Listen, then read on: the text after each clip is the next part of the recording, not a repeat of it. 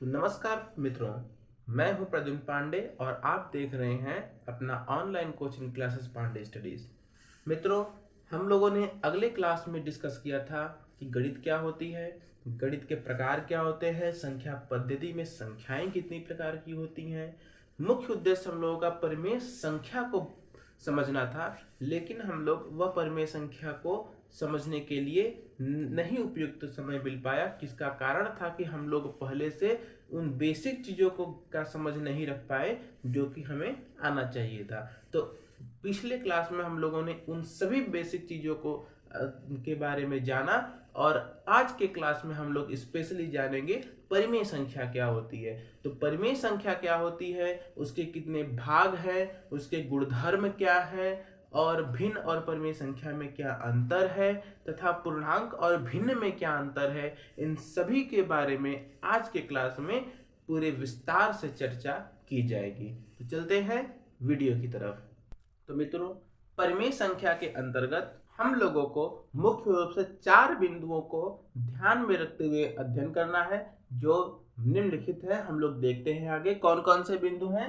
तो सबसे पहला बिंदु है परिमेय संख्याओं की आवश्यकता एवं परिभाषा। हम लोग इस बिंदु में जानेंगे कि परिमेय संख्याओं की आवश्यकता क्यों पड़ी, क्यों हम लोग ये जानने के लिए, ये समझने के लिए उत्सुक हुए कि परिमेय संख्या नाम की कोई संख्या है और इसे हम लोग गणित में क्यों अप्लाई किए, और दूसरी भाषा और दूसरा की परिभाषा क्या है, वो आखिर में होती क्या है परिमेय संख्या और ये भिन्न से किस प्रकार से अलग है। आप सब लोग जनरली जानते हैं कि परिमेय संख्या की परिभाषा क्या होती है, लेकिन हम लोग इसमें देखेंगे कि पूर्णांक और भिन्न में क्या अंतर है, साथ ही साथ ये देखेंगे कि भिन्न और परिमेय संख्या में क्या अंतर है। तो आगे जो दूसरा मुख्य पॉइंट है कि दो क्रमागत पूर्णांकों के मध्य परिमेय संख्याओं को ज्ञात करना। तो हम लोग इसमें देखेंगे कि दो ऐसे जो क्रमागत पूर्णांक हैं, पूर्णांक आप लोग जानते होंगे, जिनको नहीं पता है कि पूर्णांक क्या है वो हमारे नेक्स्ट क्लास के जो वीडियो है उसको देख सकते हैं। तो पूर्णांक के मध्य परिमेय संख्याओं को जो ज्ञात करना है, दो पूर्णांक, दो इंटीजर मिलेंगे x और y, उनके बीच की जो जितने भी परिमेय संख्या रेशनल नंबर है, उन सभी रेशनल नंबर को कैसे ज्ञात करते हैं और उनका क्या महत्व है, ये जानेंगे। अब तीसरे में क्या है कि समान परिमेय संख्या, इक्वल रेशनल नंबर, कौन कौन सी ऐसी संख्याएं हैं जो समान परिमेय संख्याओं को दर्शाती हैं। और अगले पॉइंट में जानेंगे कि परिमेय संख्याओं का क्रम योजन, यानी कि programming of the rational number, rational number की प्रोग्रामिंग कैसे होती है, क्रम योजन कैसे किया जाता है। तो चलते हैं अपने पहले टॉपिक की ओर और देखते हैं कि परिमेय संख्याओं की आवश्यकता क्या पड़ी और उसकी परिभाषा क्या है। तो चलिए देखते हैं आगे।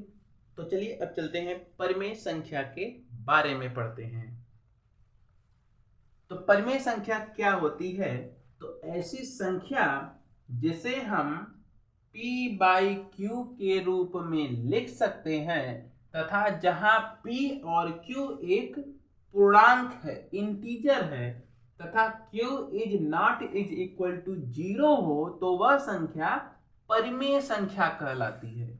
कहने का मतलब यह है कि कोई भी ऐसा भिन्न हो जिसमें p और q एक पूर्णांक हो।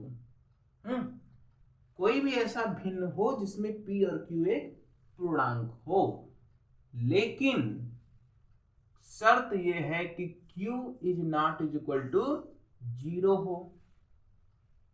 ठीक, तो ऐसी कोई भी संख्या जो p/q के रूप में हो, जहां p और q एक पूर्णांक हो, यानी कि p और q पूर्णांक हो लेकिन q 0 न हो, तो इस शर्त को जो भी भिन्न पूरा करता है वह परिमेय संख्या की श्रेणी में आ जाता है। ठीक, बस अंतर यह है कि जब भिन्न प्लस में होगा तो वह भिन्न भिन्न ही रहेगा और परिमेय संख्या का रूप भी प्रदर्शित करेगा, लेकिन जैसे ही उसके आगे माइनस का चिन्ह लगेगा वह भिन्न भिन्न न रहकर एक शुद्ध परिमेय संख्या बन जाती है। ठीक, तो परिमेय संख्या क्या है कि वह संख्या जो p बाई क्यू के रूप में लिखा जा सके तथा p और q एक पूर्णांक हो और q is not is equal to 0 हो, तो वह संख्या परिमेय संख्या कहलाती है।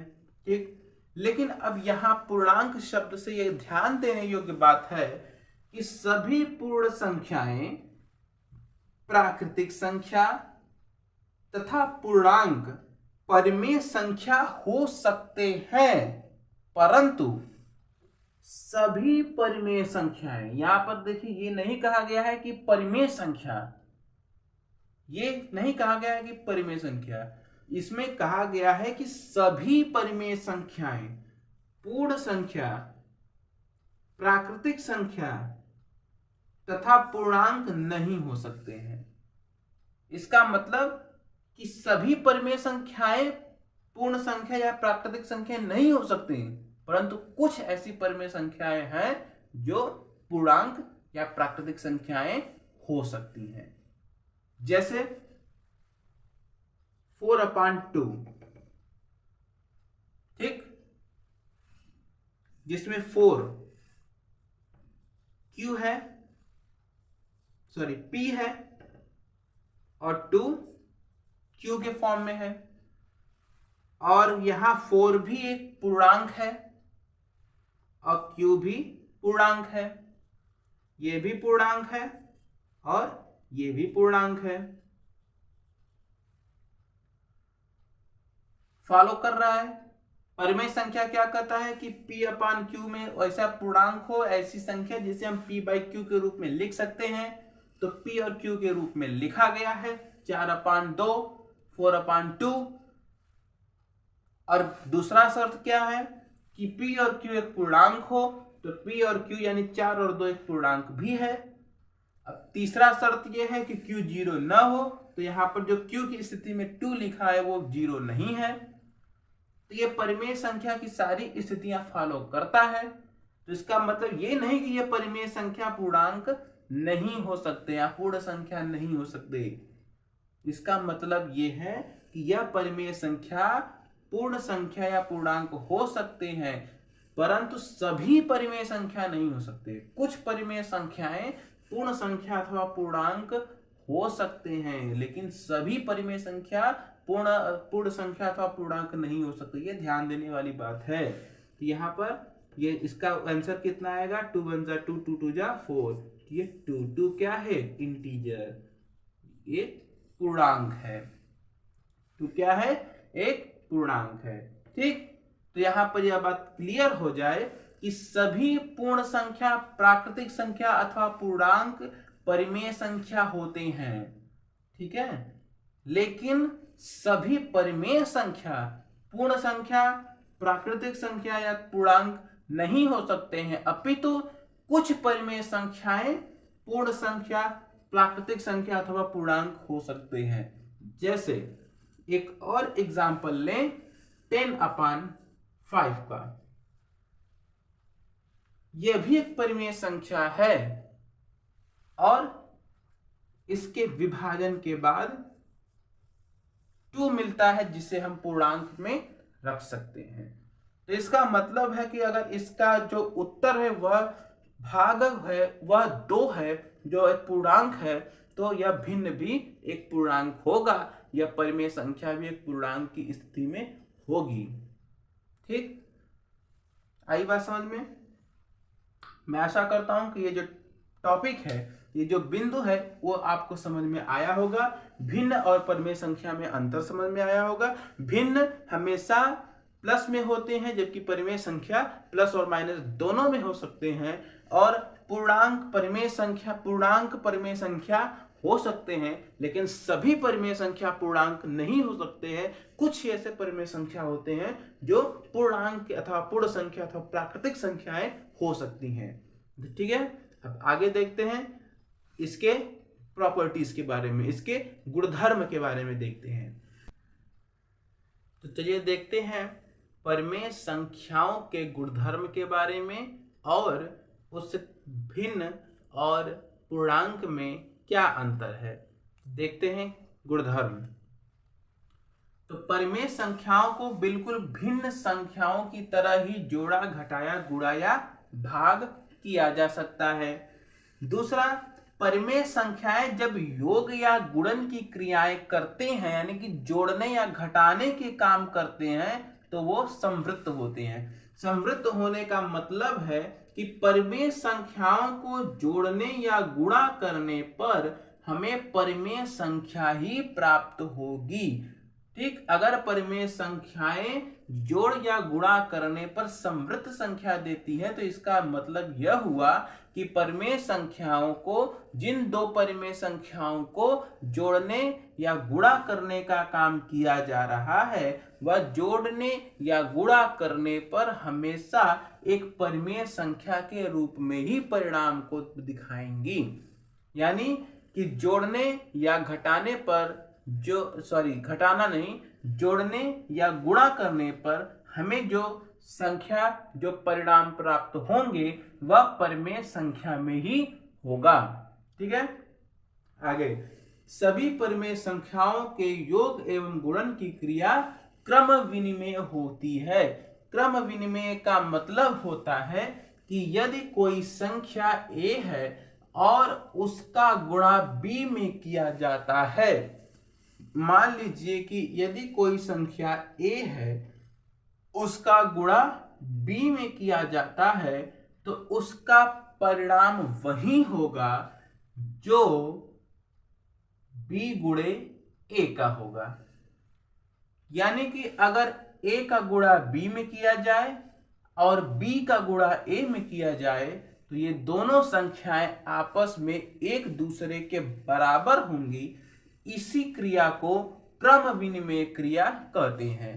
तो ये संख्या के ऊपर है, हम लोग भिन्न के ऊपर देखते हैं कि a बटे c का गुणा अगर b बटे m में किया जाए तो वह b बटे m गुणे a बटे c के बराबर होगा। यही प्रक्रिया क्रम विनिमेय क्रिया कहलाती है। यानी कि सभी परिमेय संख्याओं का योग एवं गुणन की क्रियाएं क्रम विनिमेय होती हैं, यानी कि इस रूप में देखने को मिलेंगी। किसी भी परिमेय संख्या की दूसरे परिमेय संख्या में जब गुणा करेंगे तो वह इसी रूप में इसका परिणाम देखने को मिलेगा। यानी कि प्रथम परिमेय संख्या गुणे दूसरी परिमेय संख्या बराबर दूसरी परिमेय संख्या गुणे पहली परिमेय संख्या। इस इक्वल फाउंडेशन के रूप में हमें परिणाम मिलेगा। अब अगला क्या है कि जैसे पूर्ण व पूर्णांक संख्याओं का योज्य तत्समक शून्य होता है। अब यहां पर बात आती है कि योज्य तत्समक क्या है। तो योज्य तत्समक ऐसा तत्समक या इस प्रकार की संख्या को कह सकते हैं जिसको जोड़ने पर वही संख्या पुनः प्राप्त हो। जैसे कि अगर मान लीजिए कि हम लोगों ने लिया 1/2, तो 1/2 में कौन सी ऐसी संख्या जोड़ी जाए कि हमारा रिजल्ट पुनः 1/2 आए। तो इसके लिए हम लोग शून्य को जोड़ेंगे तो इसका परिणाम हमें वापस 1/2 के रूप में मिलेगा। यानी 1/2 में 0 को प्लस करेंगे तो हमेशा रिजल्ट 1/2 आएगा। ठीक इसी प्रकार से 1/5 या 3/5 ले लें तो 3/5 में भी वह कौन सी संख्या है जिसको जोड़ने पर वापस हमें 3/5 मिलेगा, तो वह संख्या है 0। तो 3/5 में भी अगर हम 0 को जोड़ते हैं तो वह संख्या हमको मिलती है वापस 3/5, 3/5। तो यही बोल रहा है अगला जो गुणधर्म है कि जैसे पूर्ण अथवा पूर्णांक संख्याओं का योज्य तत्समक शून्य होता है, ठीक उसी प्रकार से परिमेय संख्याओं का योज्य तत्समक भी शून्य होता है। अर्थात जैसे पूर्ण अथवा पूर्णांक संख्याओं में 0 को जोड़ने पर 0 एक अकेली ऐसी संख्या है जिसमें किसी भी संख्या को जोड़ने पर वही संख्या वापस उत्तर में आती है, परिणाम में आती है। तो इसी प्रकार से जैसे किसी संख्या को 0 में जोड़ने पर वही संख्या यानी कि वह जो जिस संख्या को जोड़ा गया है वही संख्या वापस उत्तर में आती है, परिणाम देती है, उसी प्रकार से परिमेय संख्याओं में भी 0 को जोड़ने पर वह परिमेय संख्या ही परिणाम में मिलता है। ठीक इसीलिए कहते हैं कि जैसे पूर्ण व पूर्णांक संख्याओं का योज्य तस्मक 0 होता है, वैसे ही परिमेय संख्याओं का योज्य तस्मक भी 0 होता है। ठीक है, अब आगे देखते हैं कि परिमेय संख्या p/q का योग्य प्रतिलोम। योज्य प्रतिलोम का मतलब कि प्रतिलोम मतलब उल्टा, योज्य मतलब जोड़ना। तो योगात्मक प्रतिलोम यानी कि ऐसा संख्या जिसको उल्टा करके जोड़ने पर वह परिमेय संख्या में उल्टा करके जोड़ा जाए तो हमेशा वह योज्य प्रतिलोम के अंतर्गत आती है। जैसे कि 1/2 है तो इसका योज्य प्रतिलोम क्या होगा, -1/2, और इसका गुणन प्रतिलोम क्या होगा, 2/1। ठीक, 1/2 का योज्य प्रतिलोम -1/2 और गुणन प्रतिलोम 2/1 होगा। ठीक है, समझ में आया कि परिमेय संख्या p/q का जो योज्य प्रतिलोम होगा यानी कि जो योगात्मक प्रतिलोम होगा, जो उल्टी संख्या होगी, वह संख्या जो p/q का उल्टा होगा जिसको हम लोग जोड़ेंगे वो क्या होगा, -p/q, और गुणन प्रतिलोम को क्या होगा, q/p। ठीक, तो परिमेय संख्या p/q का योगात्मक प्रतिलोम -p/q और गुणात्मक प्रतिलोम q/p होगा। ठीक है, तो परिमेय संख्या p/q का योगात्मक प्रतिलोम -p/q और गुणात्मक प्रतिलोम q/p होगा। आगे परिमेय संख्या को संख्या रेखा पर निरूपित किया जा सकता है। तो ये टोटल 6 गुणधर्म है परिमेय संख्याओं की। अब आइए देखते हैं कि पूर्णांक और भिन्न में क्या अंतर है। तो पूर्णांक और भिन्न के अंतर के लिए सबसे पहला पॉइंट क्या है कि अंश को हर से विभाजित करने पर, यानी कि जो डिनोमिनेटर है उसको न्यूमिनेटर से विभाजित करने पर, डिवाइड करने पर यदि शेषफल 0 आता है, ठीक, यदि हमारा रिमाइंडर 0 आता है तो वह एक पूर्णांक होगा। यानी कि डिनोमिनेटर से न्यूमिनेटर को भाग देने पर, अंश की संख्या को हर की संख्या से भाग देने पर यदि हमारा शेषफल 0 आता है तो वह संख्या पूर्णांक कहलाएगी। दूसरा क्या है कि पूर्ण संख्या की तरह पूर्णांक में भी भिन्न या दशमलव नहीं होते हैं।